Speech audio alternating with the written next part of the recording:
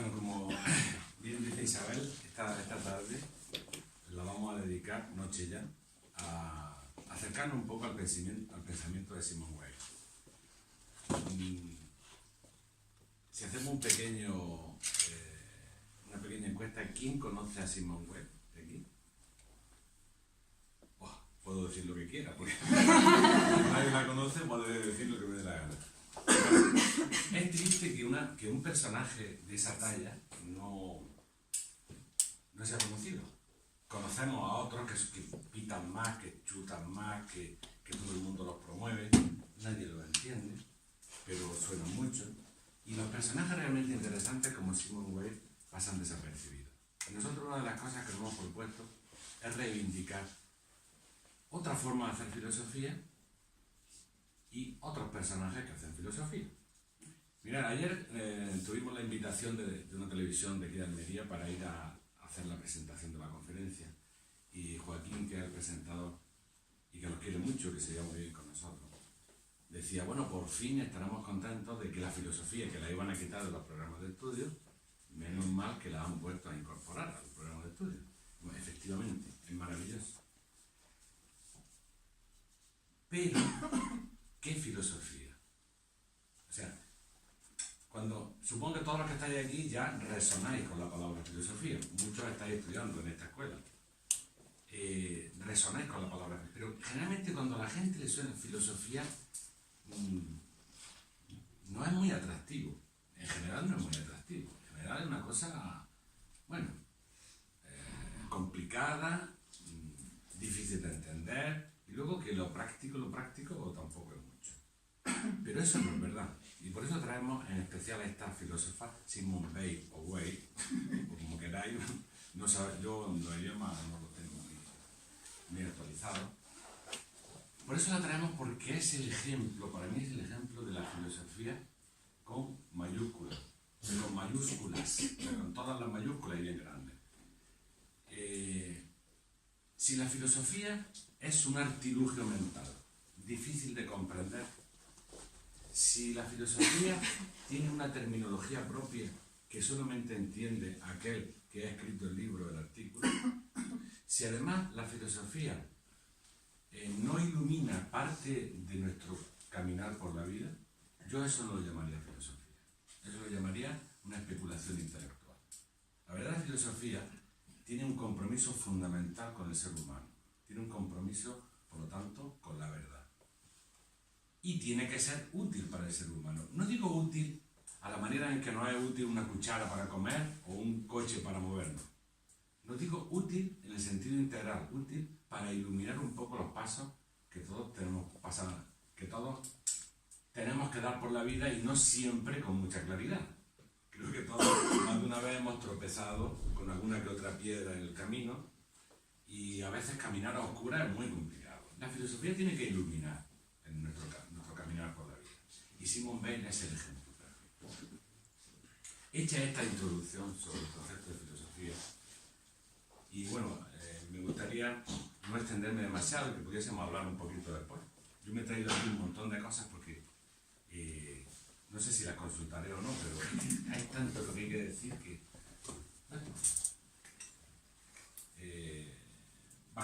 sí, empecemos con ella. ¿Quién es Simone Weil? Simone Weil es una filósofa francesa. Nace en 1909 en París. Weil. Tenemos un francés autóctono, aunque sus raíces están aquí, pero... Simone Weil. Vale.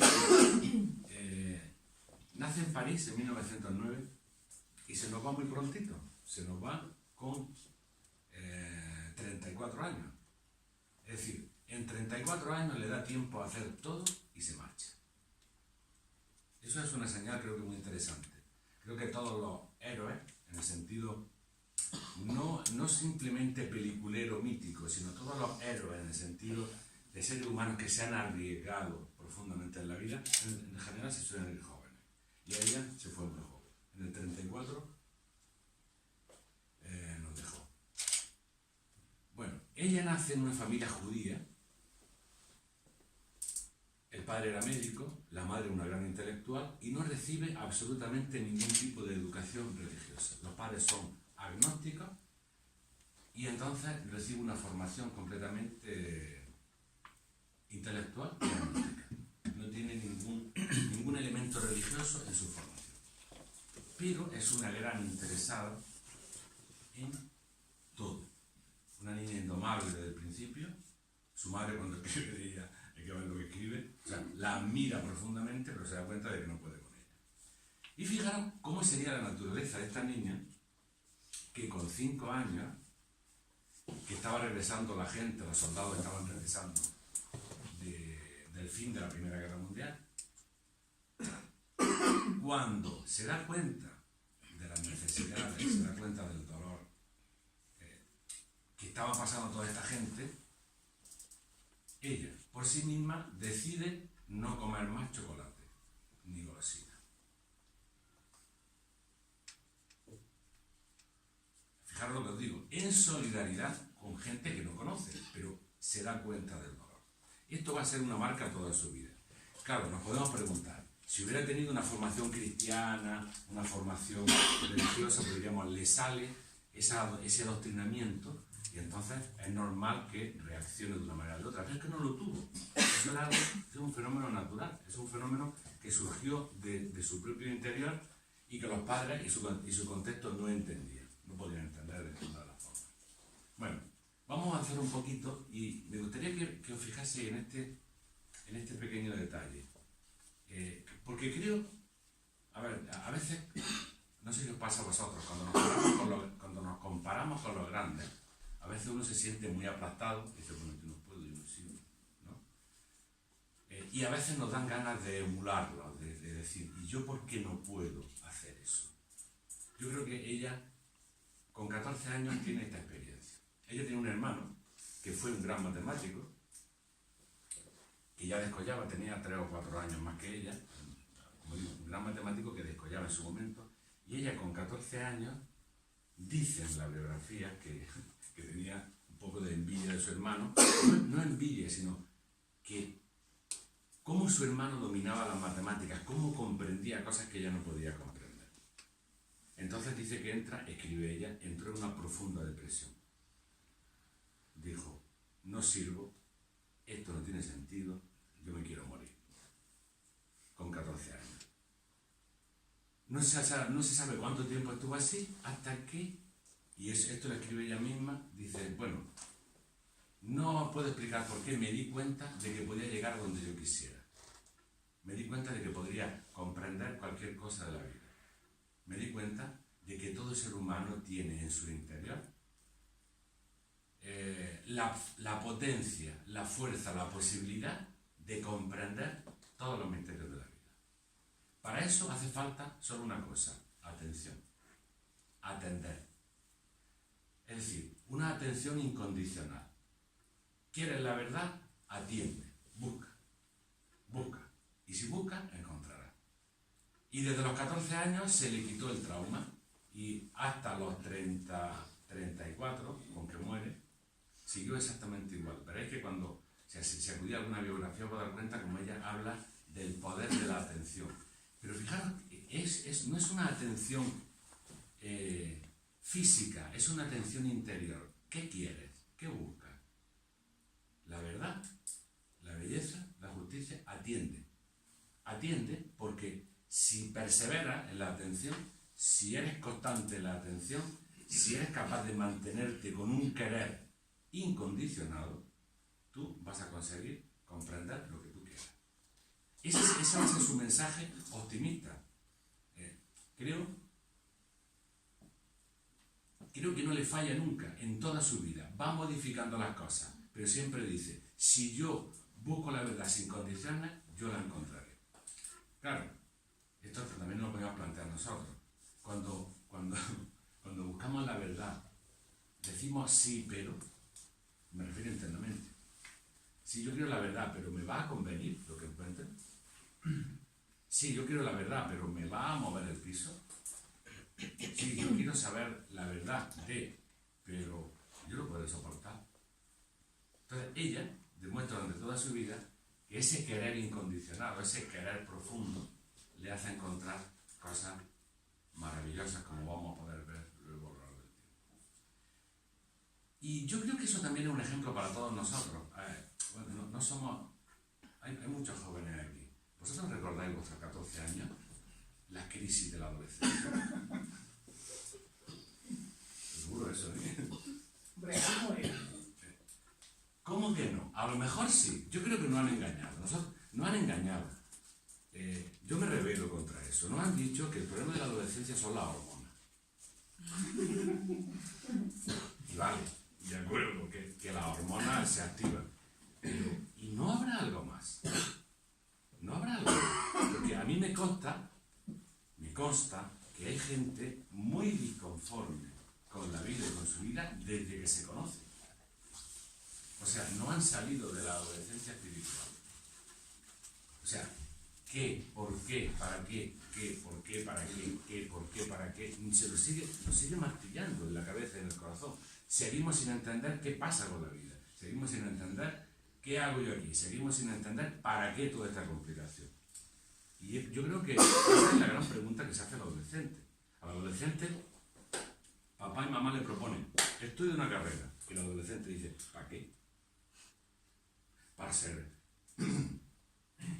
Para tener dinero, para casarte, tener hijos, para triunfar en el mundo. Y en el fondo, esa almita dice, ¿para qué?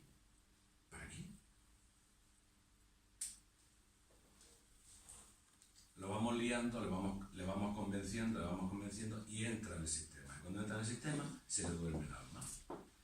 Y a algunos no se les duerme el alma, algunos siguen despiertos toda la vida y siguen haciéndose la misma pregunta. Quiere decir que quizá en la adolescencia hay un secreto que no deberíamos de perder. No me refiero a la adolescencia de la zapatilla, del despertar del sexo. Eso también, está bien, eso va a pasar. Pero creo que en ese paso de la infancia a la juventud y la primera juventud, se empiezan a mover cosas en el alma humana que no deberíamos de olvidar nunca. Porque al final lo que hemos hecho es una mera claudicación de todo lo mejor que tenemos. A mí me consta que la inmensa mayoría de la gente que se acerca por esta escuela de filosofía es un poco torturada, en el mejor sentido de la palabra, porque no hemos llegado a encontrar las respuestas profundas que algo en nosotros necesitaba. Y por mucho que hayamos leído a algunos filósofos, pues no lo han respondido. Yo creo que es uno de los mensajes importantes de Simone Weil. El despertar profundo, la naturaleza filosófica, ya está en cada ser humano. No es algo que se da en una carrera, ya está. El preguntarse por las cosas, la necesidad de respuestas, la necesidad de encontrar sentido, es como natural al ser humano. Cuando la duerme, pues se convierte, bueno, en un proyecto de ser humano. ¿Qué más decir? Bueno, otro punto importante. Digo para que veáis, porque a Simone Weil, bueno, sabéis cuál es el problema. Espero que algunas cosas de las que vaya a oír aquí hoy no os asuste, porque ella asusta, es decir, es muy...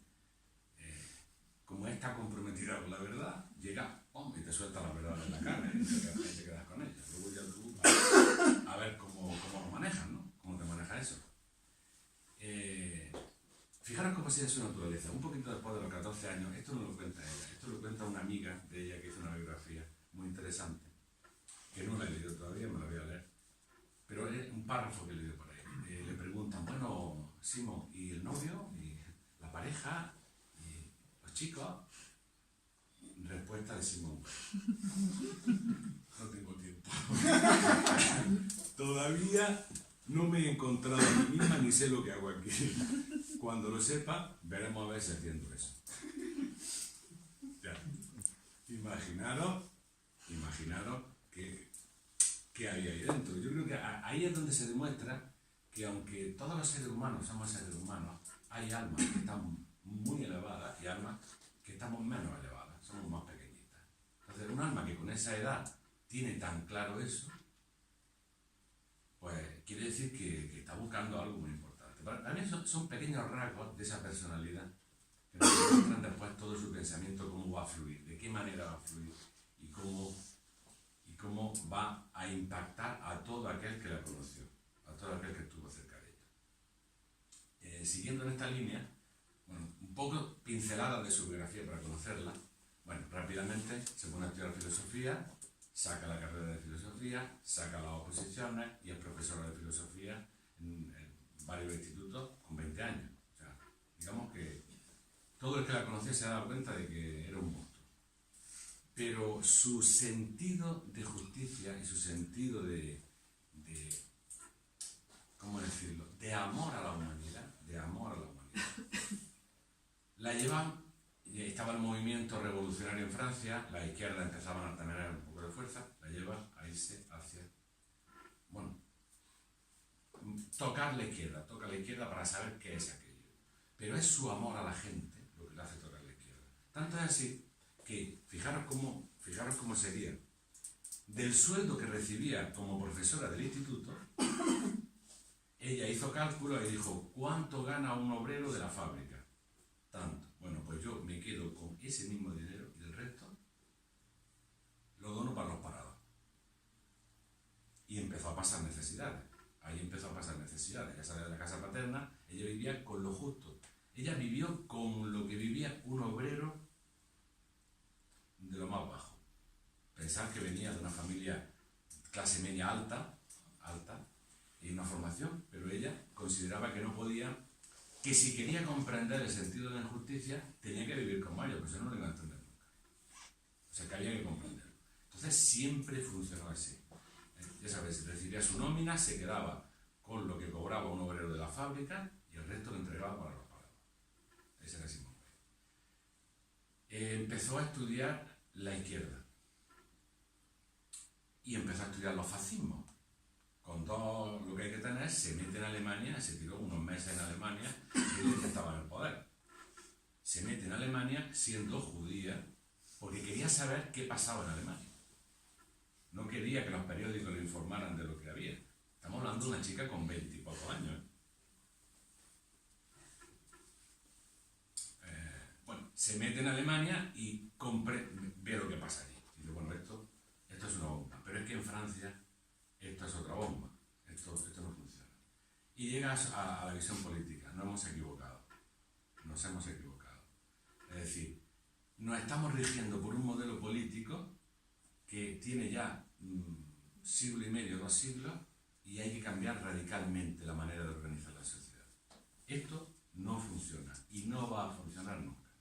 Por lo tanto, se pone a darle tralla a la derecha y se pone a darle tralla a la izquierda, pero no una tralla psicológica, una tralla intelectual, o sea, una tralla de esto no por esto, esto no por esto, esto no por esto. Ahí están sus libros.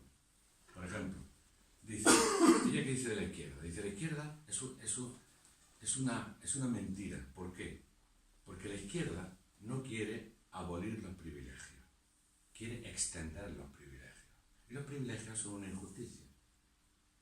Lo que hay que modelar son los privilegios. Y es muy simpática, ¿eh?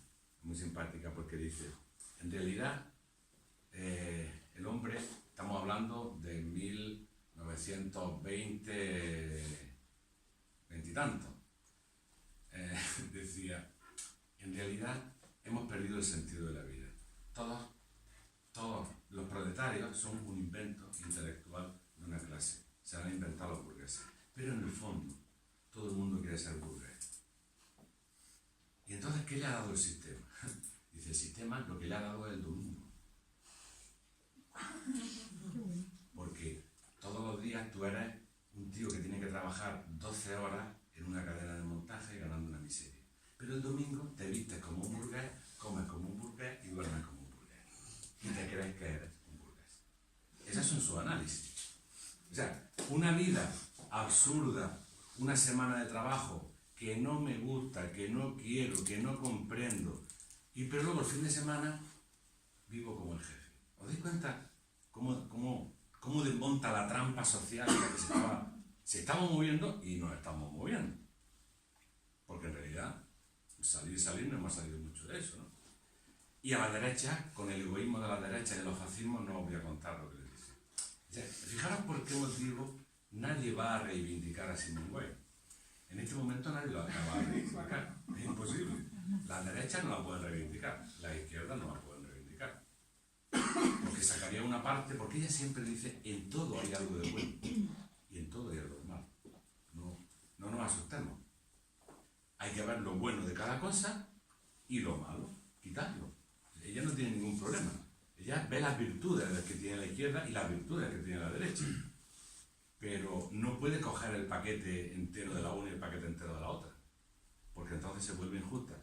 Y si ella había algo que la enervaba, era la injusticia y la mentira. Bueno, como era platónica, hasta la médula, ahora os diré lo que pensaba de Platón. Para ella, bondad, verdad, belleza y justicia era la misma cosa. Continuamente habla de eso. Hay que buscar lo bueno, hay que buscar lo bello, hay que buscar lo justo, hay que buscar la verdad. A cualquier precio. Eso no tiene precio. Y como eso no tiene precio, no le pongáis precio. Porque entonces, el hombre que acepta un precio por eso es un esclavo. El concepto de esclavitud. Fijaros qué curioso. ¿Cómo definía la esclavitud? Es decir, la esclavitud es el que ha vendido su alma. El esclavo no es el que le han puesto una cadena o el que lo han metido en la cárcel. Ese no es un esclavo, ese es un preso y en cuanto pueda se liberará. El esclavo es el que ha vendido su alma por un determinado precio. El que ya no atiende al sentido de la vida. El que no vive sino el que sobrevive. El que acepta un trabajo que no entiende, que no le gusta, que no le compensa, que no lo realiza porque tiene que sobrevivir. Y entonces se tiene que tragar una circunstancia de trabajo, o se tiene que tragar a una pareja, o se tiene que tragar un jornal para sobrevivir, pero ese no vive, ese es un esclavo. Os dais cuenta que es un poquillo duro. Y a ver, nos hará reflexionar, ¿no? Que son ideas muy interesantes. El esclavo ha vendido su alma y dice, ¿cómo se puede vender la dignidad? ¿Cómo se puede vender la belleza? ¿Cómo se puede vender la moral?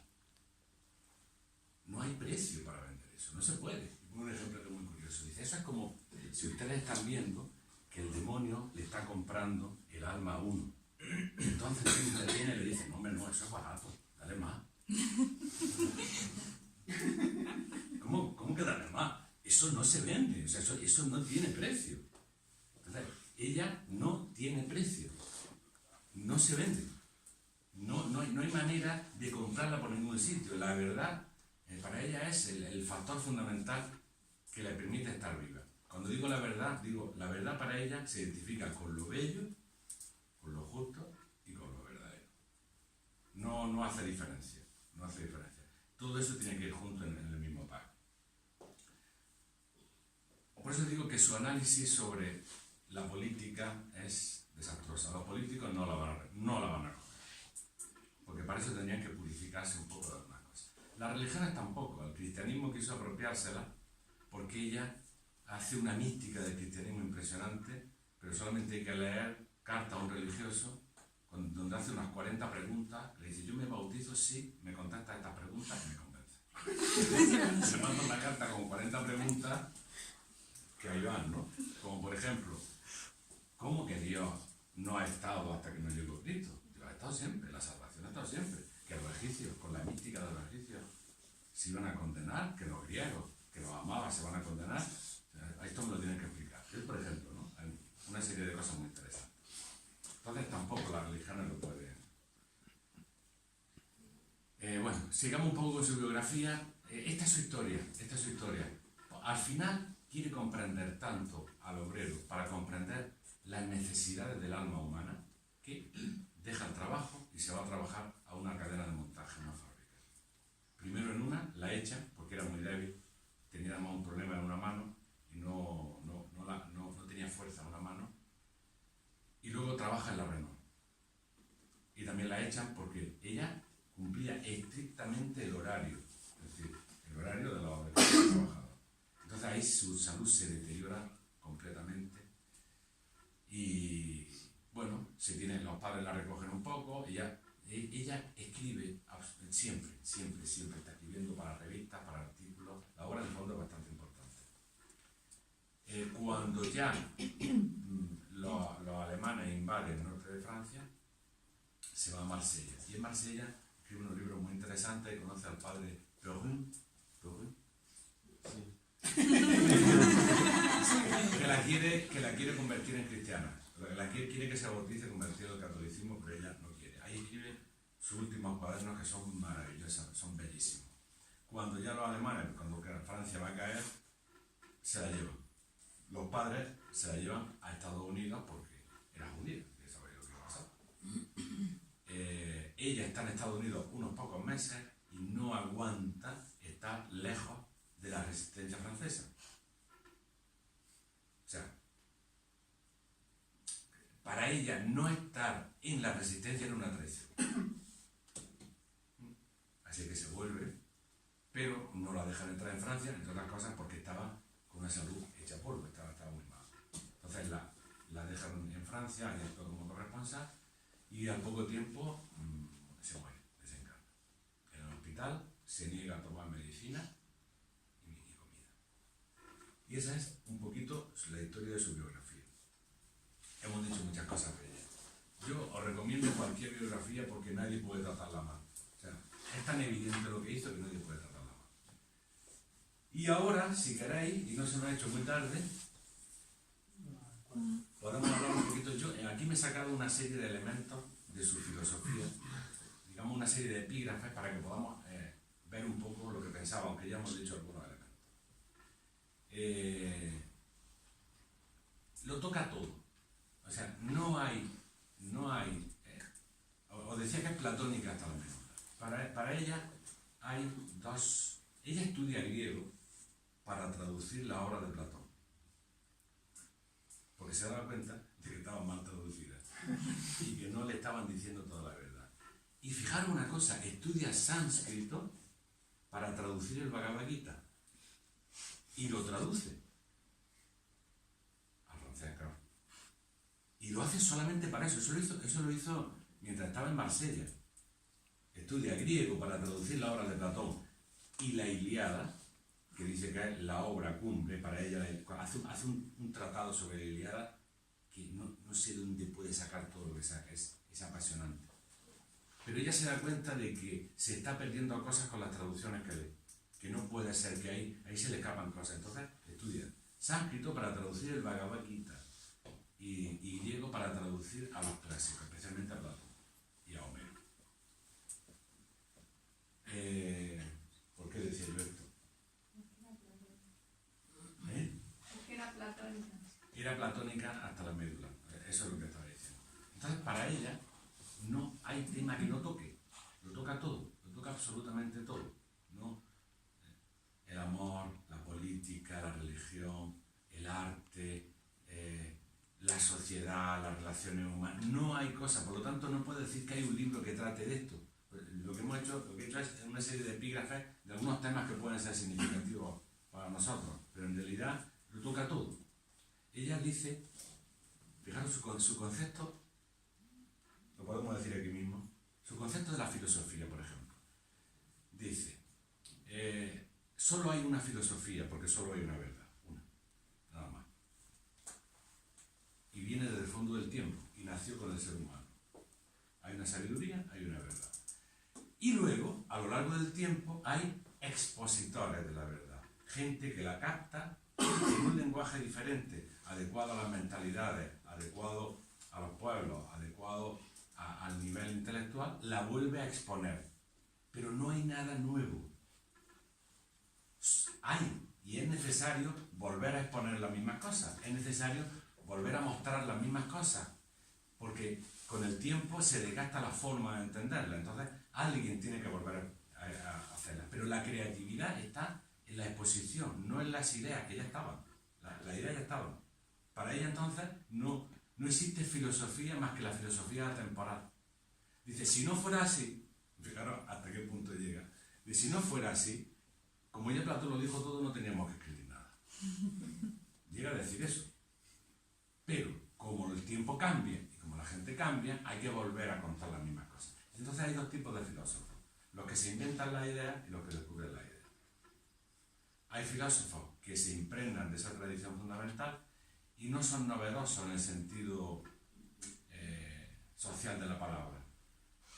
Son profundos, son reales y nos están hablando siempre de las mismas cosas. Yo creo que esa experiencia la tenemos casi todos, porque en realidad cuando tú lees una obra de Platón o lees el libro de la oculta morada de Egipto, otro país que ama profundamente, sus dos culturas de referencia son la Grecia clásica y Egipto.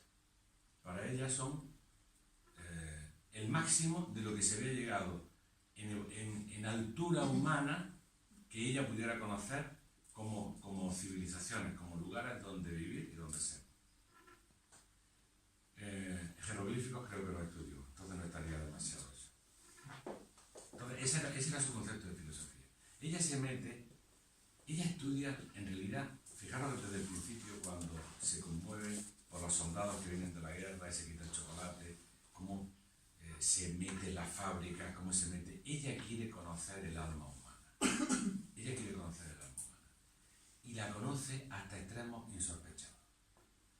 Todo lo bueno y todo lo malo de lo que es capaz de hacer el hombre, Simone Weil lo conoce, porque no es una tontita, no es una idealista que se ha perdido en los cielos, sabe la maldad humana, conoce el egoísmo, lo conoce muy bien, y conoce lo que es la esclavitud de la fábrica en aquel momento y la maldad que pueda llegar a haber dentro del ser humano. O sea, digamos que no es inocente en ese sentido, en absoluto, pero se mete en lo más profundo del ser humano para empezar en ella misma, que es donde únicamente en realidad puede entrar, y sale luminosa y bella. Es decir, no sale de esa prueba, porque de esa prueba hay gente que sale podrido, hay gente que sale mal. No voy a decir quién, pero hay gente que sale mal. Conocen todo lo que el ser humano podría llegar a hacer y ha hecho de negativo, y entonces se vuelve escéptico, se vuelve incrédulo, y dice el hombre es un animal. Pero ella no, ella conoce todo, conoce todas las partes, conoce todo lo que podríamos hacer, y sale más bella, más fuerte y más luminosa de lo que entró. Y siempre su coletilla es de esperanza, siempre su coletilla es de fuerza, siempre su coletilla es no pierdas la atención, no pierdas la atención. Pero además, muy curioso, hombre, no pierdas la atención, pero no pierdas la atención hacia arriba, porque hay dos formas de atender, o sea, hay dos formas de crecer. Imaginaros este pequeño ejemplo, ¿no? Yo me puedo mover en un plano o yo puedo querer subir al piso de arriba. Entonces, yo cuando tengo la conciencia en un determinado plano, yo puedo cambiar las cosas, mejorarlas. Ahora la mesa la pongo allí, ahora por veniros para acá, vamos a cambiar las cortinas, pero sigue siendo lo mismo todo. Ella decía, si quieres una verdadera transformación, y la filosofía es transformación, os voy a leer una frase. A ver, fijaros, dice, la filosofía no consiste en una adquisición de conocimiento, como la ciencia, sino en un cambio de toda el alma humana. O sea, si tú lo que quieres es transformarte, crecer, no mires en lo horizontal, tienes que mirar hacia arriba. Hacia arriba es hacia las partes aún no comprendidas del pensamiento, hacia las partes no comprendidas de la naturaleza. Porque si miras en lo horizontal, vas a ver siempre lo mismo. Pero si miras hacia arriba, donde no has llegado todavía, y esa es la atención de la que nos hablaba al principio, verás que al final vas a comprender cosas, porque ya en el fondo las tienes dentro. Las estás recordando, y en algún momento las vas a volver a hacer tuyas. Entonces, el ser humano para ella es un ser trascendente, pero es un ser que se realiza. El hombre no está hecho, el hombre está en evolución. El hombre es un ser que camina, es un ser que cambia, es un ser que se transforma. Esencialmente es eso. Por lo tanto, no conoces a un ser humano. Cuando ella pregunta, cuando yo pregunto por un ser humano, no pregunto por su estado civil. Eso no es el ser humano. El ser humano es otra cosa. Es un ser que cambia, es un ser que se transforma, es un ser que busca. Y esa transformación le va a ayudar todas las grandes quehaceres humanos, pero esencialmente la filosofía. Ya, de la filosofía, bueno,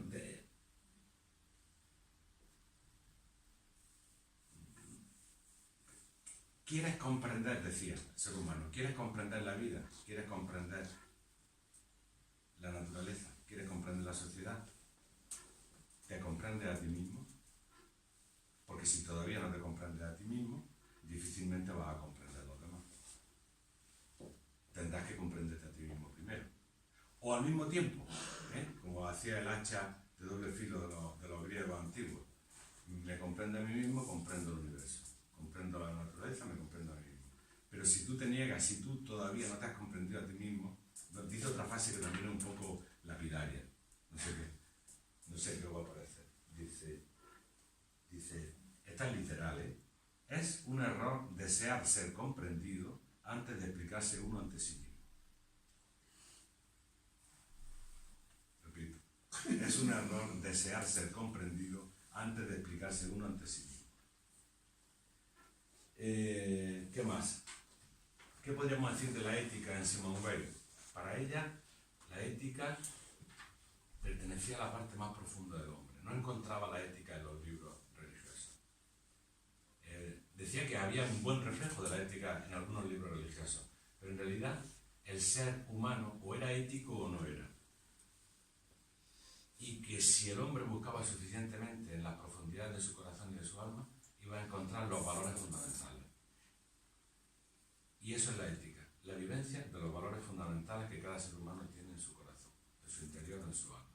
Que sí, que habrá libros sagrados, que habrá cosas que lo representan, que lo encuentran, están muy bien, son muy útiles, pero en realidad hasta que el hombre no lo encuentra dentro de sí mismo, no va a ser ético, no podrá ser ético. Estará forzado a actuar de una determinada manera, pero no vivirá con intensidad esa ética. Por lo tanto, no sería una ética real. Y decía, en realidad, todos nos movemos por valores. Lo que pasa es que muchos hombres se mueven por valores que no conocen. No reconocen los valores. Si, por ejemplo, si uno se mueve por el dinero, ¿sí?, no reconoce que ha entendido, que ha puesto en la cúspide de los valores el dinero. No lo quiere reconocer, no se lo atreve a reconocer a sí mismo, pero en realidad ha puesto en la cúspide de los valores el dinero. Y en realidad, todos los seres humanos entonces nos movemos por valores, reales o ficticios, pero valores al fin y al cabo. Si no encontramos los valores reales, vamos a movernos por valores ficticios. Entonces, la revisión de los propios valores era un trabajo filosófico. Revisar por qué me muevo yo. Es que he hecho esto, pero ¿por qué lo he hecho? ¿Qué me mueve? ¿Hacia dónde voy? Eso es lo que tenemos que buscar. Bueno, voy a ser un poquito más rápido, ¿vale? Política. Bueno, de política no voy a decir nada. Voy a decir algo. Decía, a la política, primero, la política tiene que ser esencialmente pedagogía. La política tiene que ayudar al hombre a crecer como ser humano. Y si no, no es política. O sea, organizar la vida social, ¿para qué? Para que los hombres crezcan, para que los hombres sean más hombres. No vale para el tema económico, para el tema meramente político. ¿Y para eso qué hace falta? Y lo dice, lo grita, poner en el poder hombres buenos. Hombres buenos. Y si no son muy inteligentes, lo serán, pero hombres buenos. Y dice, que es muy dicta, dice, y a los intelectuales lo vamos a ir apartando poco a poco. Lo dice así, sin que se den cuenta. Pero en la política hay que poner a hombres buenos. Porque si un hombre tiene poder y no ama a la gente, no va a hacer cosas buenas por la gente. Otra cosa que dice en política, vamos a prohibir todos los partidos políticos. Imaginaros. ¿Y por qué? Porque el partido político es un invento de hace unos cuantos siglos que sirvió para algo, pero ya no sirve nada más que para manipular. Porque el partido político solo tiene un objetivo, él mismo. Y nos engaña diciendo que el objetivo es el Estado. Y lo dice con todas las palabras. Esto no lo digo yo. Bueno, lo asumo también, pero no lo digo yo. Y el partido político, por definición, no importa si es de derecha o de izquierda, da igual. El partido político, por definición, piensa en él mismo y hará todo lo posible por él mismo. No lo hará por la patria, no lo hará por el Estado. Por lo tanto, ¿para qué queremos partido político? Vamos a quitarlo. Está bien, ¿no?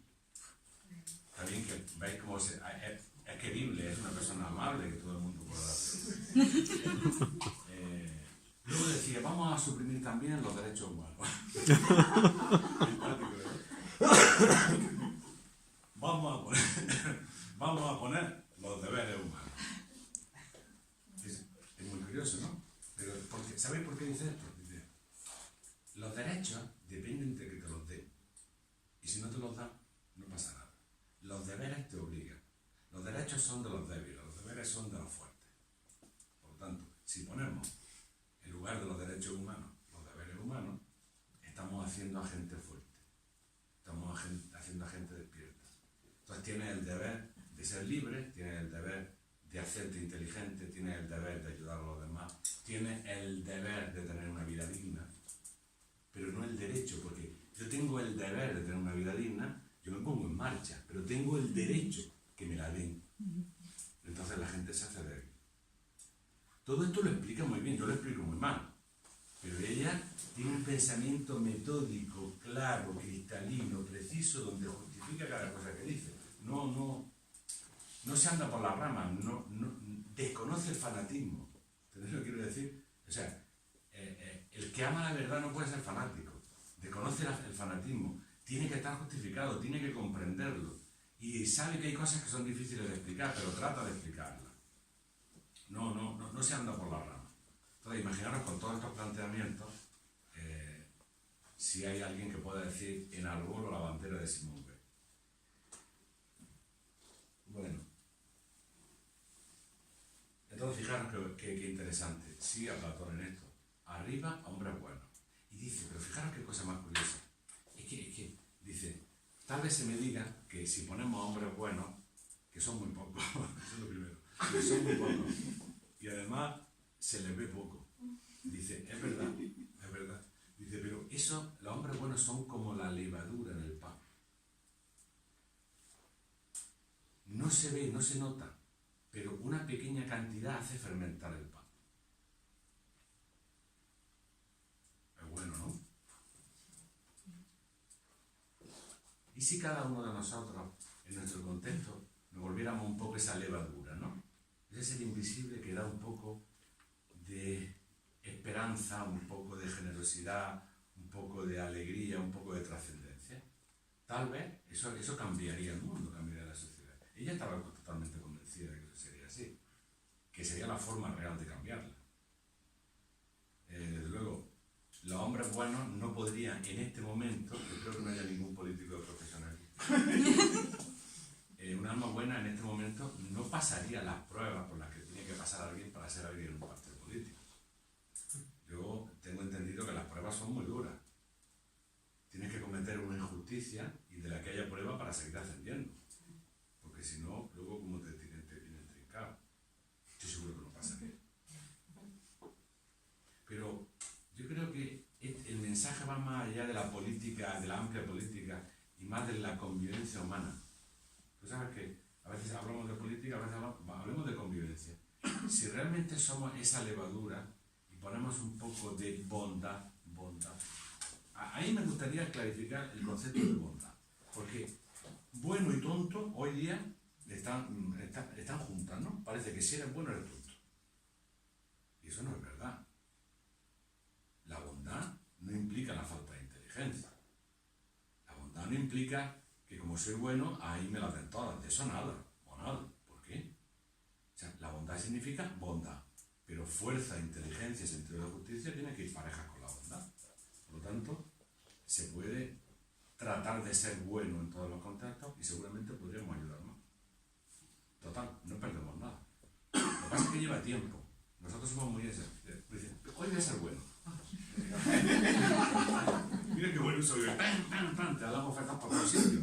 Porque como tienen la máscara, te has quitado la máscara, te dan por todos lados. Yo no puedo ser bueno. No, hay que ser bueno perseverantemente. Entonces seguramente la gente que está a nuestro alrededor cambia. Trabajo. El trabajo para ella es el monstruo. Porque el trabajo le pasa como a la política. Ella dice, el trabajo tiene que ser pedagógico, tiene que realizar al hombre. Y si no lo realiza, ese trabajo es no inútil, sino destructivo para el hombre. Un hombre que hace un trabajo Un hombre, decía ella, un hombre que fabrica una pieza, que no sabe qué va a pasar con esa pieza, que no sabe quién la va a comprar, que no sabe para qué sirve, que está metido en una cadena de montaje, haciendo cosas que nunca va a ver, que nunca va a comprender, simplemente con una pieza más de la máquina, a ese hombre se le mata el alma. Y como se le mata el alma, se destruye como se puede. Entonces el trabajo no puede, tiene que ser una vía de realización del hombre. El problema, fijaros en el síndrome del fin de semana. Yo lo llamo fin de semanismo. Estamos deseando que llegue el fin de semana porque odiamos nuestro trabajo. Los que lo odian. Si amáramos nuestro trabajo, si nos realizáramos nuestro trabajo, no es que despreciáramos el fin de semana, pero nos levantaríamos bien. Y el fin de semana sería un momento para disfrutar de otras cosas. Pero si estamos deseando que llegue el fin de semana, nuestro trabajo nos está matando. O yo, bueno, a ver, me digáis, yo no soy un idealista loco que me he caído, yo sé que tenemos que vivir de algo. Pero por lo menos tendremos que cambiar nuestra actitud con el trabajo. Y que nuestra alma se vaya llenando con otras cosas. Porque si no, nos vamos a morir esclavos. Y yo sé que a veces uno tiene que vivir de algo, tiene que vivir de un trabajo y dice, bueno, yo estoy todo el día ahí chimpún, y esto no me gusta ni me realiza, pero es normal, ¿no? Bueno, pero por lo menos cambia tu actitud respecto del trabajo, comprende ese fenómeno y ya no te conviertes en un esclavo. Y trata de aprender algo de ese trabajo. Algo seguramente podrás aprender. Entonces el trabajo para ella era fundamental, principalísimo en la evolución del ser humano. Propiedad privada. Sí, propiedad privada sí, pero limitada. Es decir, todo el ser humano tiene derecho a la propiedad privada, decía, una casa, un trozo de tierra, una vaca, una cabra. Eso está bien, pero el exceso de propiedad hay que limitarlo. Pero eso era Platón también, acabo de decir. O sea, no decía propiedad sí, propiedad no, decía todos necesitamos una chaqueta que ponernos y una casa donde vivir y que uno diga es mío. Y eso es magnífico. Pero cuando la propiedad privada, ya sabéis, ¿no?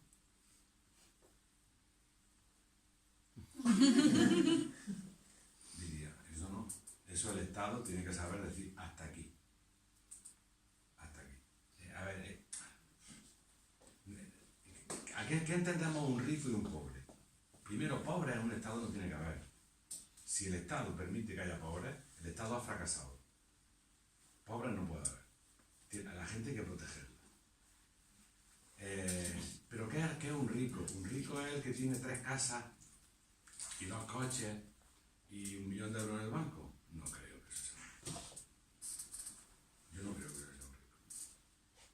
Rico es el sentido de los grandes capitales que sabemos que tiene a toda la política. ¿Qué más? Bueno, por ir terminando. La religión. Ella analiza las religiones hasta sus extremas consecuencias. Se ríe de las supersticiones, se ríe de los dogmatismos, pero las estudia, y las estudia, y las estudia, se da cuenta que en el fondo de cada una hay un núcleo de verdad. En todo. No importa la que sea. Cuando miran la historia, la razón repone, esto es mentira. Esto es mentira. Ella no, ella dice, esto no puede ser así. ¿Qué hay detrás de esto? Y entra, y entra, y entra, y entra, y entonces se da cuenta que todas las religiones tienen algo de verdad, algo de bueno. Para ella la religión es imprescindible también. No esta religión o aquella religión, sino el fenómeno religioso. El hombre necesita una cierta mística, el hombre necesita que su vida esté, digamos, tenga algo de sagrado, que se pueda vivir individual y colectivamente. Porque si no hay algo de sagrado, el hombre se bestializa. Entonces, para ella, las religiones no dogmáticas, las religiones no impositivas, las religiones que simplemente se dedican al cuidado del alma humana, son otra necesidad. No se pueden quitar, no se pueden anular. Hay que decantarlas de supersticiones y de los poderes fácticos que se han metido dentro. ¿Y qué piensa del arte? Dice que el arte, bueno, si la leéis, si la escucháis hablar de la belleza, ¿qué siente con la belleza? Ella dice que lo que nos conduce hasta la verdad de entrada es la belleza. La belleza atrae el alma y la lleva hasta la verdad. La arrastra del mundo, digamos, la arrastra del mundo de lo convencional y la lleva a la verdad. Por lo tanto, la belleza es imprescindible para todo ser humano. Y el arte es imprescindible en la sociedad. Si el arte está degenerado, la sociedad decae. Si el arte realmente refleja la belleza, la sociedad inconscientemente va a caminar hacia la belleza. Pero fijaros la importancia que le da. De la ciencia que dice, ella, veréis, si leéis algo, es una apasionada de la ciencia. Las matemáticas, la física, especialmente las matemáticas y la física son para ella un objeto de vivencia filosófica. O sea, cómo explica los problemas matemáticos, los problemas geométricos, y lo que ve detrás es apasionante. Las leyes de la ciencia que se van descubriendo. Entonces, ella dice que la ciencia es otro pilar fundamental de la sociedad. Pero le dice, la ciencia como ciencia no debe de traspasar sus propios límites. Si tiene que descubrir lo que hay en la naturaleza, tiene que descubrirlo y además tiene que ponerse al servicio de la humanidad para mejorar su vida y sus condiciones. Pero la ciencia no debe de traspasar sus propios límites, que son lo objetivo, el límite de lo objetivo. Cuando la ciencia, que por definición se ha limitado a lo objetivo, a lo tangible y lo material, traspasa y quiere hablar de lo espiritual, usted se tiene que callar. Porque si empieza a hacer eso, ya no es ciencia, ya es metafísica y es otra cosa. Entonces, que la ciencia se dedique a su propio, pero piensa que es imprescindible.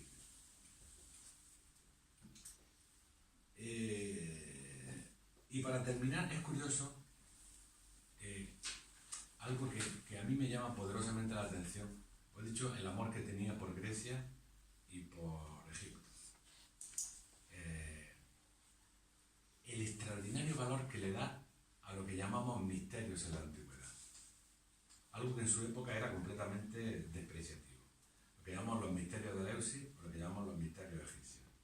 Para ella, eso es de lo que se reían todos. O sea, él se ríe un montón de los libros que estaban en su momento, bueno, en el libro absolutamente, bueno, desde un punto de vista muy materialista, que se llama La rama dorada de Fraser, donde explica todo en base a sublimación de los... Ya sabéis cómo se explican estas cosas, sublimación de los instintos, supersticiones por cosas que no se entienden. Ella dice, eso no es verdad. Los misterios que han durado tanto tiempo debieron de ser muy importantes, y lo triste es que lo hemos perdido. Que no sabemos qué pasaba en los misterios, no sabemos qué ocurría en aquellas instituciones que tuvieron tanto prestigio durante cientos y cientos y cientos de años. Entonces es muy curioso que una chica tan joven, de una formación tan intelectual, se vuelva sobre el mundo antiguo y dé esa primacía, de ese valor a los misterios. Y decía, ¿qué pasaba en los misterios? Nadie lo ha podido contar. Todos los que lo han intentado contar no lo han podido contar. Pero yo creo que podemos tener una idea en relación a eso. ¿No es verdad que las cosas más importantes de nuestra vida, las experiencias más intensas, cuando las contamos, las empequeñecemos? Cuando las contamos, es decir, no es esto, tenías que haberlo vivido, ¿no? ¿No os pasa un poco eso? Las cosas que realmente nos han conmovido, cuando las cuentas, por mucho que las cuentas, dices, bueno, pero no, las vivencias son realmente intransmisibles. ¿Qué tipo de vivencias se tendrían a través de estas escuelas que llevan miles de años para que los que salieron de ellas recordaran cosas? Ella lo tiene claro, que son los misterios. Los misterios son aquello que permite al hombre no creer, sino ver. Porque una cosa es creer, otra cosa es ver. Una cosa es, yo creo que existe algo inmortal en el hombre. Y otra cosa es, yo sé que hay algo inmortal en el hombre, porque lo he visto. Cuando digo he visto, no es con estos ojos, ¿no? Lo he visto con el ojo de la inteligencia, que es el que hay.